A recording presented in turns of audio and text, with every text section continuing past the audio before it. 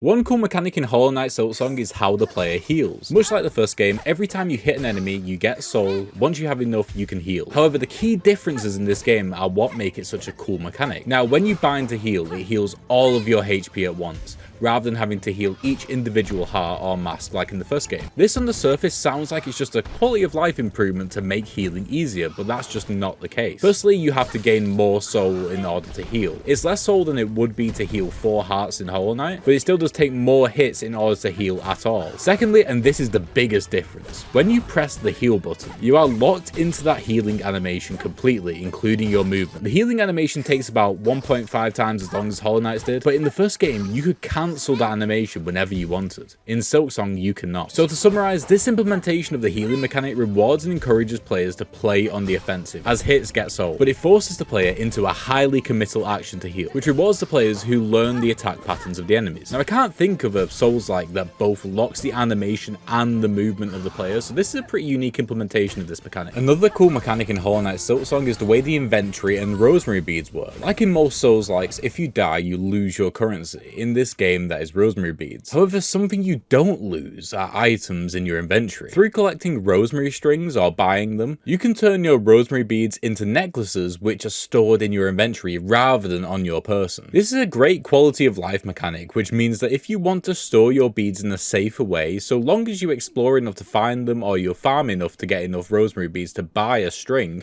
you can do that. Now, it is a quality of life improvement, but it's not just a way to make the game easier by default. There is intentionality behind this, and it requires action from the player. Players may choose to opt into this if they are having issues with specific areas, or they might not. It's entirely up to you, which is one of the reasons why this mechanic is good design in my opinion. Another cool mechanic in Silksong is the new currency system. Previously, all enemies as well as different parts of the environment gave the player Geo. Geo was the sole currency used to buy everything in Hollow Knight pretty much. However, in Silksong we have shards and rosemary beads. The latter is the important currency we are going to be focusing on in this video. Rosemary beads are what is used to buy things like brooches, maps, augments, etc. But they aren't just given out all the time. At the start of the game, you will come across them very rarely, only given in secret or hidden areas via parts of the environment. However, once you come across Silksong's Cornifer, who to be fair rivals him in his vocals, you will soon come across enemies that can drop rosemary beads as well. These enemies aren't commonplace at all, but bonus points for having Cornifer 2.0 sell both maps, the quill, and the compass, as well as enemies which you can farm to buy them all before moving on. This area in its entirety is 100% designed for the player to sit back, chill, and get their map situation in order before progressing. The new economy system, the fact that there are 2, prioritizes different enemies and different areas in different ways for the player. If the player wants to progress economy down one route, they focus on one area.